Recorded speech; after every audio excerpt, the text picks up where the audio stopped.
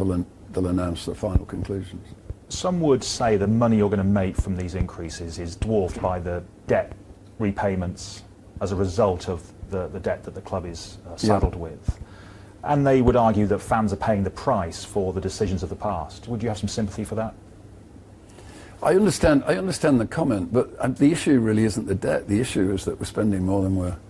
You know, if you spend 100 million more than you're earning every year, then... But tens of millions of pounds go out of the club currently each season to service that debt. Yeah, it's about 35. Indeed. But the 35 was only 4 or 5 years ago, because the club hadn't lost 330 million in the last 5 years. So if you lose 330 million in 5 years, the debt goes up by 330 million.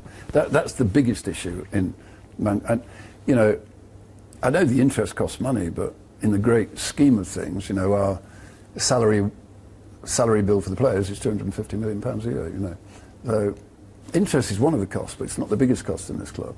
And the club needs to get its house back into order. So it's on a very good financial footing for the future, and can survive years where maybe it's not as successful as other years and it doesn't get its Champions League income.